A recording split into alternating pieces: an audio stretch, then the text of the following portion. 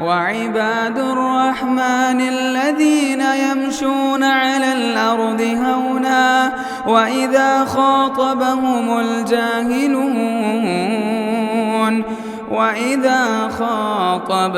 الجاهلون قالوا سلاما. السلام علیکم ورحمۃ اللہ وبرکاتہ. الحمد للہ رب العالمین والصلاة والسلام على سید الانبیاء والمرسلین نبینا محمد وعلى آلہ وصحبہ اجمعین. اما بعد. یقول اللہ سبحانہ وتعالی كل الطعام كان حلا لبني إسرائيل إلا ما حرم إسرائيل على نفسه من قبل أن تنزل التوراة قل فأتوا بالتوراة فتلوها إن كنتم صادقين. اللہ سبحانہ وتعالیٰ کا ارشاد ہے کہ تمام قسم کے کھانے بنی اسرائیل کے لیے حلال تھے مگر وہ چیزیں جسے اسرائیل یعنی حضرت یعقوب علیہ السلام نے اپنی نفس پر تورات کے نازل ہونے سے پہلے حرام کر لی تھی.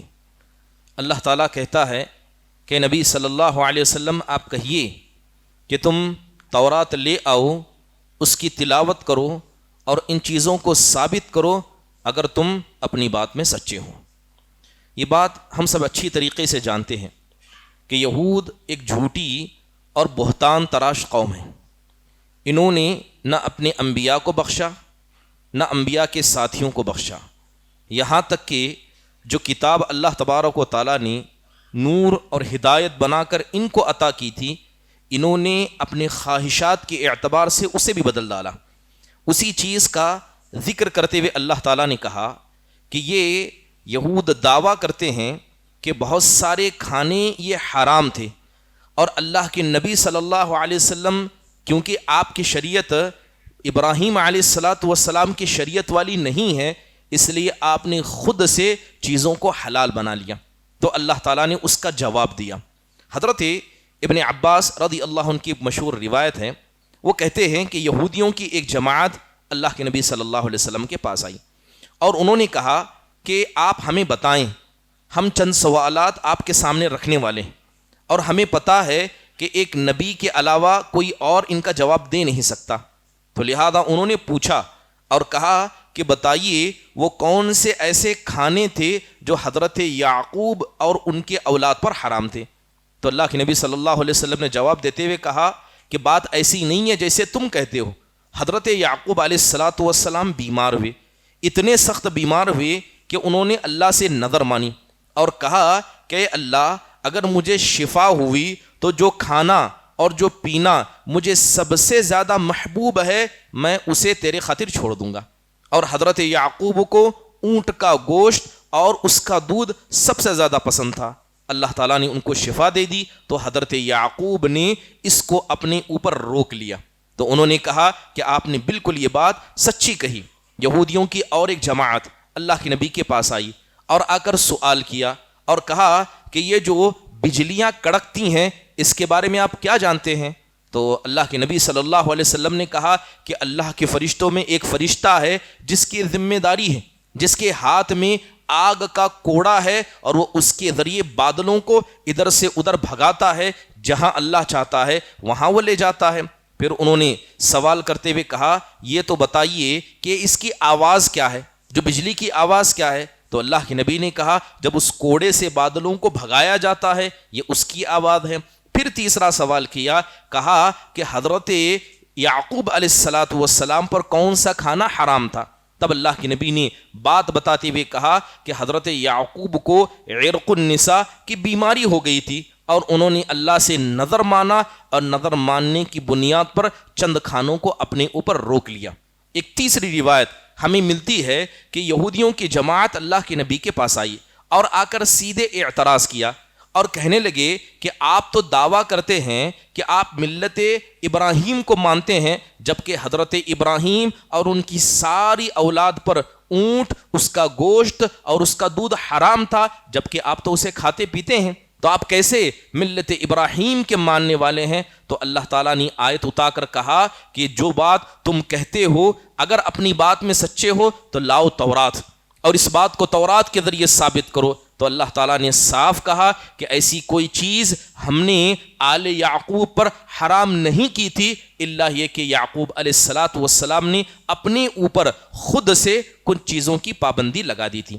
تو لہذا اس سے ایک بڑی بات ہمیں سمجھ میں یہ آتی ہے کہ یہودیوں کا یہ مزاج تھا کہ وہ منسوخ چیزوں کو ماننے کے لیے تیار نہیں تھے۔ وہ کہتے تھے کہ جو حضرت ابراہیم کے زمانے میں تھا، جو حضرت یعقوب کے زمانے میں تھا، وہی حضرت موسیٰ، عیسیٰ اور اللہ کے نبی کے زمانے میں ہونا چاہیے، شریعتیں بدلے نہیں جاتی۔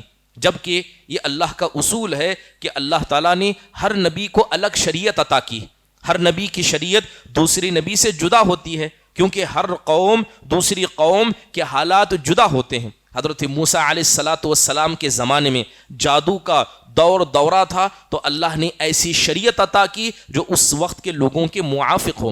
حضرت عیسیٰ کے زمانے میں طب کا دورہ تھا تو اللہ نے ایسے معجزات اور ایسی شریعت انہیں عطا کی جو ان کے لوگوں کے اعتبار سے موافق تھی۔ اور بات شریعت محمدیہ کی جائے، یہ ایسی شریعت ہمیں عطا کی گئی جو قیامت تک آنے والے سارے انسانیت کے لیے رشد و ہدایت ہے۔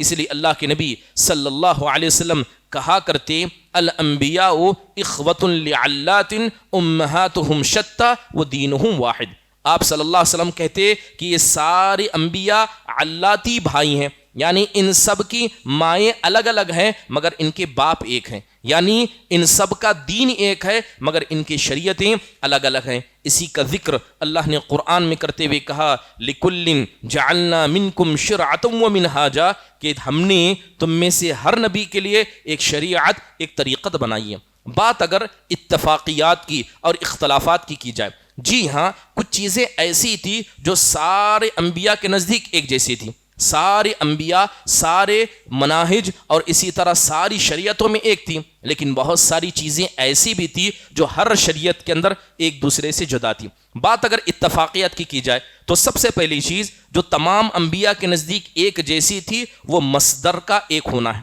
یعنی جتنی کتابیں اتری ہیں سب آسمان سے اتری ہیں اور ساری کتابوں کو حضرت جبرائیل علیہ السلام لے کر آئے۔ پہلی چیز جو سب کے درمیان کامن تھی۔ دوسری چیز یہ ہے کہ اللہ نے جتنے رسولوں کو بھیجا سب کو ایک ہی مقصد کے خاطر بھیجا۔ ایسا نہیں ہے کہ شریعت الگ تھی تو انبیاء کو بھیجنے کا مقصد بھی الگ تھا۔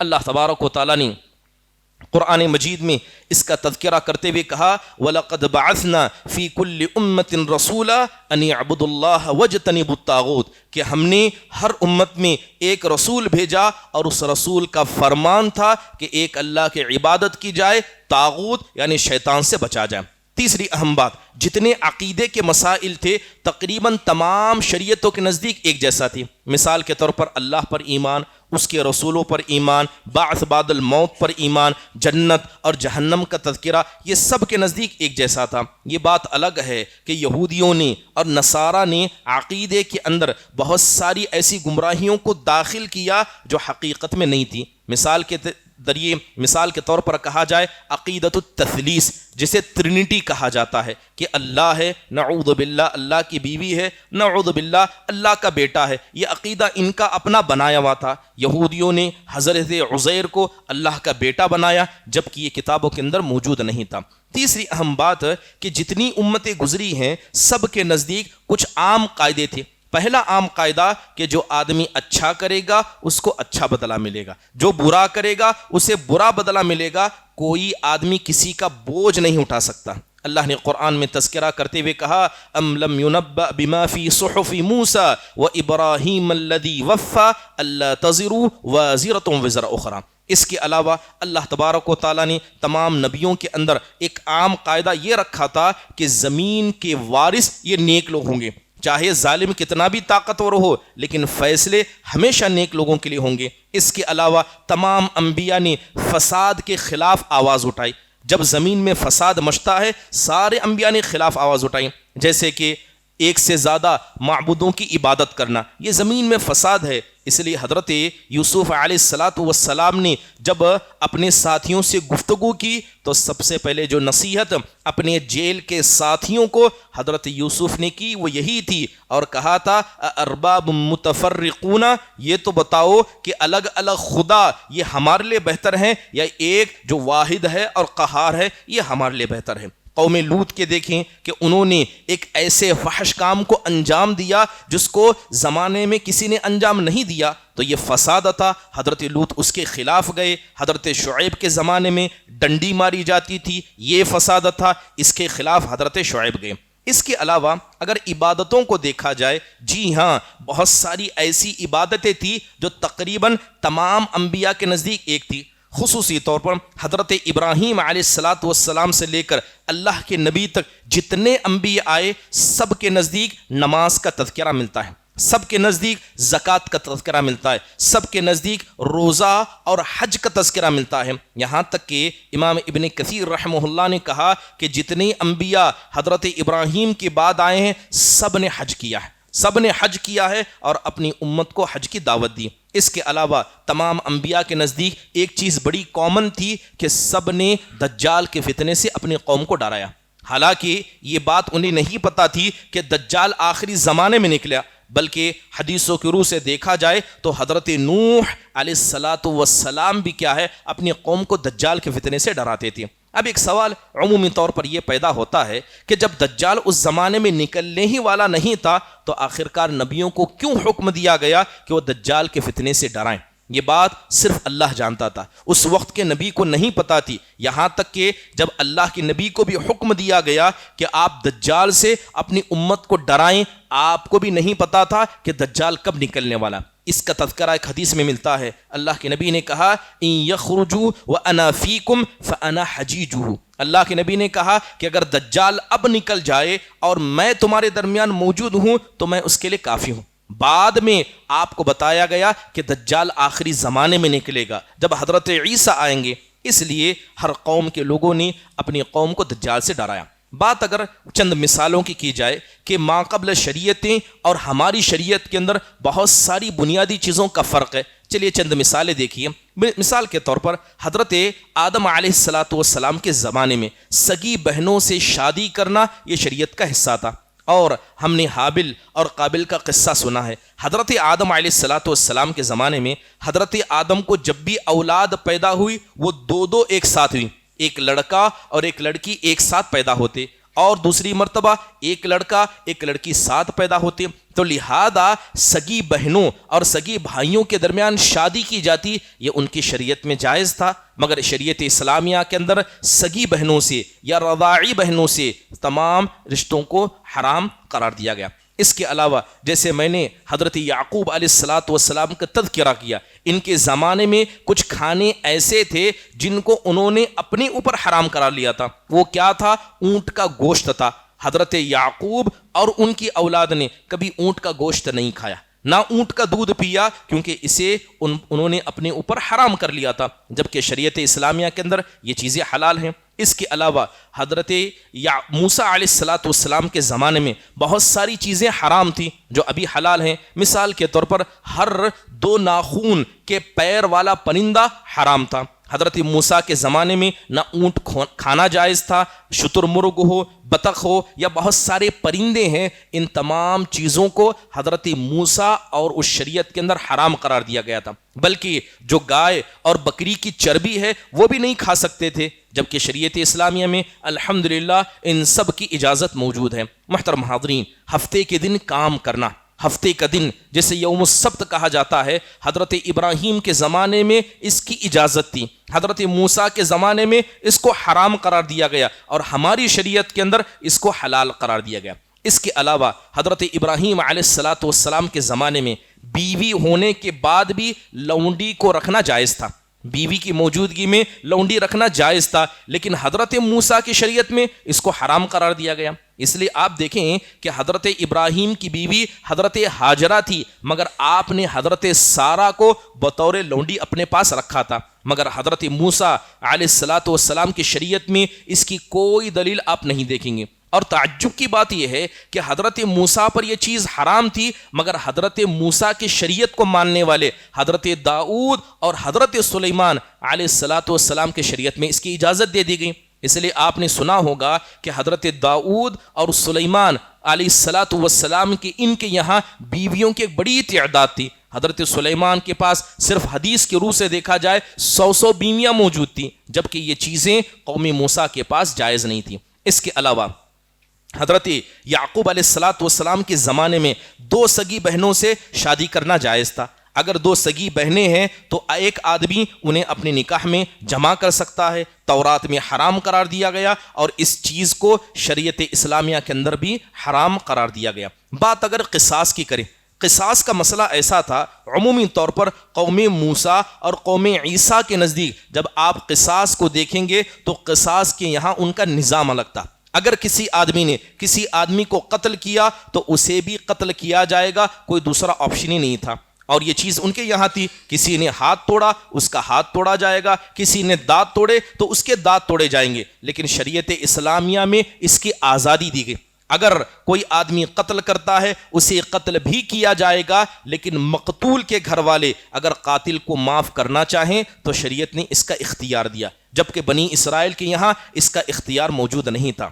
اور ایک اہم بات اگر توبہ کی کریں، ما قبل شریعتوں میں کچھ حالتوں کے اندر توبہ کا مطلب یہ تھا کہ آپ اپنے آپ کو قتل کر دیں، آپ اپنی جان کو اللہ کے حوالے کر دیں، یہی توبہ ہے۔ لیکن الحمدللہ شریعت اسلامیہ کے اندر ایسی کوئی سختی نہیں ہے۔ ہمارے یہاں توبہ یہ ہے کہ انسان گناہ کو چھوڑ دے، اس پر ندامت کا اختیار کریں۔ اور ایک اہم چیز جو شادیوں کے بارے میں، تعدد الزوجات کے بارے میں شریعت اسلامیہ نے 4 بیویوں کی قید لگائی، جبکہ حضرت سلیمان، حضرت داؤد، حضرت یعقوب علیہ السلام کی شریعت میں بیویوں کی کوئی قید نہیں تھی، جتنے چاہے اتنے نکاح کر سکتے تھے، جیسے کہ ابھی میں نے حضرت سلیمان علیہ السلام کے بارے میں بتایا۔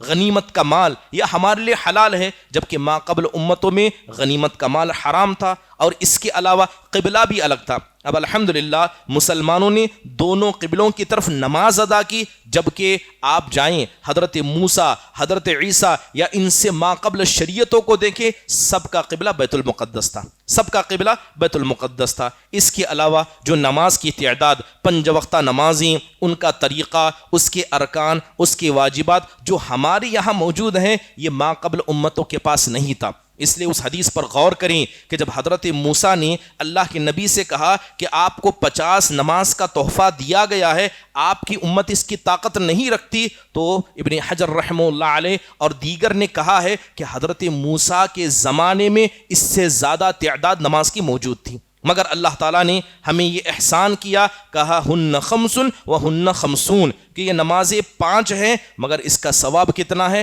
50 نمازوں کے برابر ہے۔ گویا حقیقت میں ہم پر نمازیں 50 ہی فرض ہیں، مگر اللہ نے آسانی کر کے انہیں 5 کر دیا اور ثواب 50 کا دیا جا رہا ہے۔ اس کے علاوہ بات اگر روزی کی کریں، جی ہاں، موسیٰ علیہ السلام کی شریعت میں اور خصوصی طور پر حضرت عیسیٰ کی شریعت میں زبان کا بھی روزہ تھا۔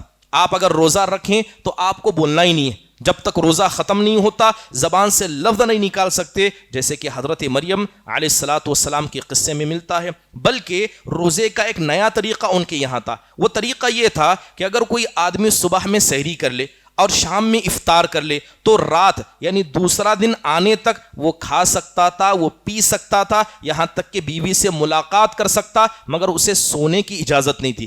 اگر کوئی آدمی رات میں سو جائے اس کا روزہ ٹوٹ گیا ہے، پھر سے اسے نیا روزہ رکھنا ہوتا۔ یہ کہاں تھا؟ یہ ماقبل شریعت میں تھا، مگر ہماری شریعت کے اندر سونے کی اجازت دی گئی اور اس کا حکم ہمیں نازل کیا گیا۔ اس کے علاوہ بات کی جائے ستر پوشی کی، آپ نے سنا ہوگا کہ غسل کرتے وقت انسان کے لیے واجب اور ضروری ہے کہ اپنے ستر کی حفاظت کرے، مگر حضرت موسیٰ کے زمانے میں یہ واجب نہیں تھا۔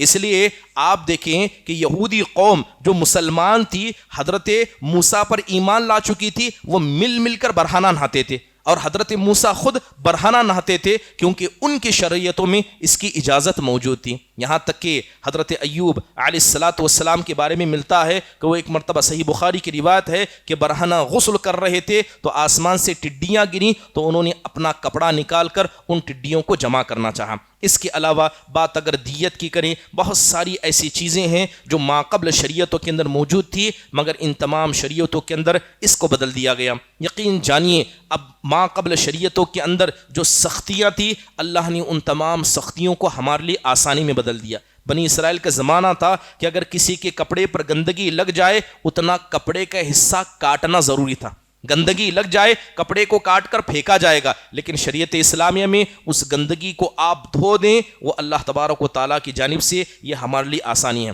اس لیے اللہ تبارک و تعالیٰ نے حکم دیتے ہوئے کہا وَأَنزَلْنَا إِلَيْكَ الْكِتَابَ بِالْحَقِّ مُصَدِّقًا لِمَا بَيْنَ يَدَيْهِ وَمُهَيْمِنًا عَلَيْهِ۔ اے نبی صلی اللہ علیہ وسلم، جو ہم نے کتاب آپ پر اتاری ہے یہ ما قبل تمام چیزوں کی تصدیق بھی کرتی ہے اور یہ کتاب سب پر غالب بھی ہے۔ اللہ تعالیٰ سے دعا ہے کہ اللہ تبارک و تعالیٰ ہم سب کو کتاب اللہ کے اس فضل کو، شریعت اسلامیہ کے اس احسان کو سمجھنے کی توفیق نصیب فرمائے کہ اللہ تعالیٰ نے اس محمدیہ امت محمدیہ کے ساتھ کتنی آسانیاں کی ہیں اور کتنی چیزیں ہمارے لیے بطور سہولت دی ہیں۔ ضروری ہے کہ انسان اللہ کی ان نعمتوں کا شکر بجا لائے اور اللہ کے دین پر عمل کرنے کی کوشش کرے۔ اللہ تعالی ہم سب کو کیا ہے شریعت اسلامیہ پر عمل کرنے کا پابند بنائے، آمین۔ اقول قولی هذا واستغفر الله لي ولكم ولسائر المسلمين من كل ذنب فاستغفروه انه هو الغفور الرحيم۔ جزاكم الله خير واحسن الله اليكم۔ السلام عليكم ورحمة الله وبركاته۔ یوٹیوب چینل کو سبسکرائب کریں اور آگے شیئر کرنا ہرگز نہ بھولیں۔ فجزاکم اللہ خیرا۔